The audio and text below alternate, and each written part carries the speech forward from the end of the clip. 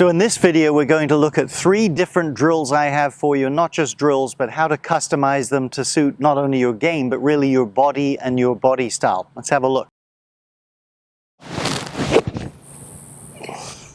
Well, great golfers, when they want control in their shots, say a chip or a putt, they move everything together or more or less together. The club, the body, the arms, etc. That gives you control. But if it's power you're looking for, which is what we're trying to develop here, then you have to move the segments separately. The segments they look at are the hips, the upper body, the thoracic trunk, the arms, and the club, and of course the wrists linking the arms and the club. Let's have a quick look at a pro doing both so you get a good mental picture, then we'll get into our drill. Okay, I've chosen Charles Howell. He's hitting a little greenside shot there on the left, and I've chosen him with a driver there because that's power maximum. That's where he's really trying to maximize it. So watch this little pitch here, back and through, and there's a tiny bit of wrist motion, but if you watch more the body here and peripherally watch the club, you'll just see how everything's really moving together. The club always looks right in front of him there, and if you watch his hip action, it more or less just drifts along and follows the body. Now, let's check out the driver. Back we go, or back he goes. Now watch this move of the hips here, and watch how the driver gathers, the club itself gathers behind him. So now the club is way around here relative to where his body's going. A serious change in relationship, and as he comes through, he then slows his body and hips down and snaps the whip of the driver. So you really see a big difference there in order to create speed. So this is the same principle, for instance, as snapping a towel, where the energy goes out through the arm, out through the length of the towel in that order, and creates a lot of pop at the bottom. That's what this is so helpful for.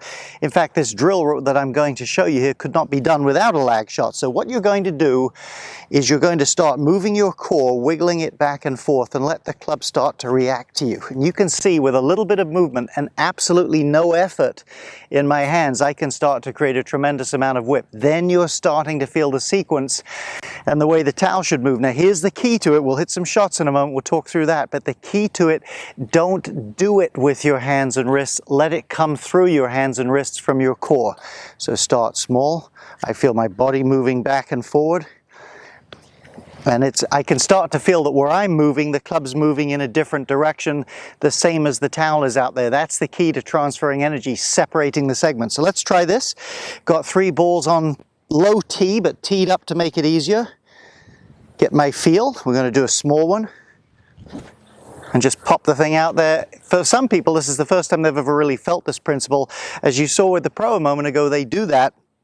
Let's try it again. Get my feel. Like that, and I probably hit that ball 60 yards with hardly any effort.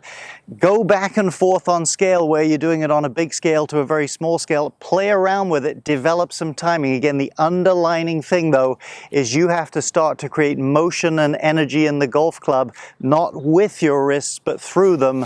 And you start to get the feeling for how the golf club's always moving somewhat separately to the body there. That's when you create energy. Let's try one on a little bit bigger scale. That was a good one there. That was probably 110, 120 yards. Great little drill. Hang out with it, get the feel, and you will benefit from this a great deal. Remember, passive hands. Okay, drill number 2, squaring the face. That's a big component of lag shot, is helping so many golfers that slice the ball learn how to square the face properly. Let me first say this.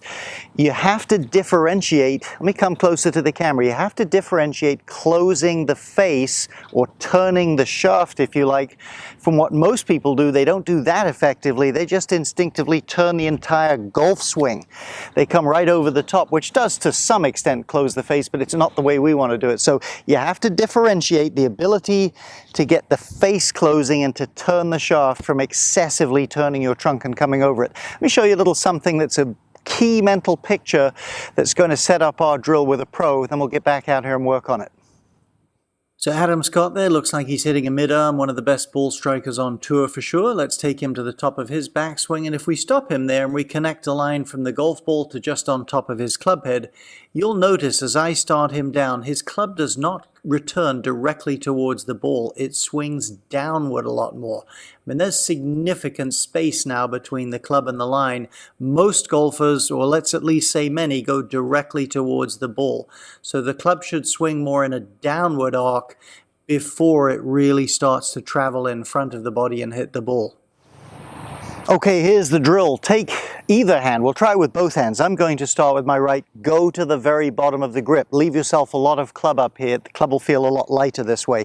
And make some little swings. I've put the bucket over here just to give me kind of a mental picture of where I'm going, not at the golf ball. I'm going to set up as though there was a ball here. So take the one hand, just go back about 3/4 distance. And if you were hammering a big nail in right here, practice the feel of turning that club, but still swinging down. Try it with the other hand. You may have a lot more strength in one hand or the other. I don't mind which one you key on. I generally key on both when I actually hit it, but train the hand. So here we go, left hand. Again, path of club is down towards the ground. Face is starting to square. Then I can go up near the end of the handle and start to feel that combination of where the club's going and what the face is doing. Let's have a little look at body motion from here. So now we've got our club squaring up, we've got our club moving down. Of course, we've got to get the club from there over to here to hit the golf ball. What most people do too much of, especially if they're prone to slicing, is they do too much pulling with their upper body. That changes the plane and it moves your body in the wrong way. Think less in terms of turn. Certainly the body does turn in the downswing. And more, I would say, for most people in terms of more of a bump their weight this way. Think of skipping a rock for a second. How would you move if you did that? You'd turn a little bit, but you'd bump, and that gets your skip going forward. So let's have a little look. This would be me hitting the ground or hitting the imaginary bucket back here. Then I'll add a little bump of weight and through I go. Again, certainly the body's turning, but it's more of a bump and square the club face. Okay, now building physical skill, motor program skill at anything, whether it's on a bicycle doing tricks and whatnot or a skateboarder, there's 100 probabilities. Table tennis racket, you have to play around with it, you have to have time on task. So our goal, it's very important, is not perfect straight hit right away. Our goal is to discover feel, to create a sense of difference between one thing and the other. So I'm going to take my grip, we're going with a fairly small swing to start with, mix and match it as you need to, and I'm really going to work that face here. My hope is I will have a hook. I had a phenomenal hook over there. So I start to realize, I think I came on a good plane. That's too much. And again, you have to hang out with it. The average golfer, way too tied into straight hit, solid hit. They don't relax enough. They don't gain skill. Work on this, mix and match a bit, then get your club, my 7-irons right there. In all likelihood, when you get your club, you're going to hit some nasty hooks, even if you feel it's neutral for a few shots. Again, hang in with that, let that work its way to neutral. Your body starts to calibrate, go back and forth between the lag shot for a few shots, back to your 7-iron. Okay, let's look at drill number 3 then, and that is how much lag can you add and how much is right for you. There's Tom Watson back in his heydays on the left, love the pink glove, and Sergio Garcia there on the right. So Watson, 8-time major championship winner, always had a long arm swing, but watch his lag. I mean, that's decent for sure, but you wouldn't say it's world record breaking. It's certainly nothing approaching what Sergio has there. Both tremendous players, both major championship winners, just built differently, predisposed to swing a bit differently. Watson certainly has enough lag. He gets his hands in front of the ball, gets the club lined up with his lead arm. Sergio's able to do that as well. Of course, great ball striker, but they're just differences according to the physiology of those players. So let's play around with this, see what's right for you. A lot of it has to do with the mobility in your wrist. How close can you get your thumb to your forearm?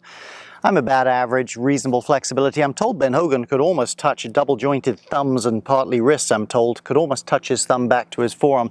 That's going to have a big bearing on how you look coming down. It's not the only one either, flexibility in the trail, shoulder, etc. But find out what works for you. Obviously, more lag is better. So let's start with this.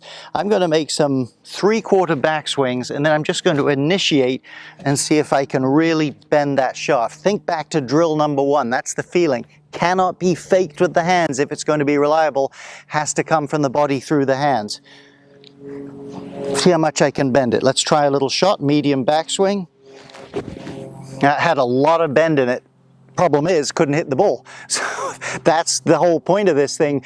You've got to find out what you can do, what you can manage, how much is the right amount of lag for you. I'm not worried about that. I could really feel the club bounce. So I'm going to try another one. This time I'm going to be a little bit less drastic. Pretty good shot. Ball stayed out a little to the right. Hard to get the club square when it lags that much. But the point is mix and match it. The key is it's got to come from here out through the club. So like the first drill, the club is starting to react to you. And then of course you're going to want to mix and match with your club again. Very different feel, much lighter and firmer. There's not nearly the bend in it, but can I play around with it and get that sort of a sensation? I'm going to try medium-sized swing, a lot of power and lag if I can here. Yeah, I could feel a pretty darn good amount of bounce up there. You've got to play golf. You've got to be able to go out and trust it. Mix and match, play around, find the amount, whether it's Tom Watson, Sergio, whatever it is, find the amount that's right for you and camp out with it.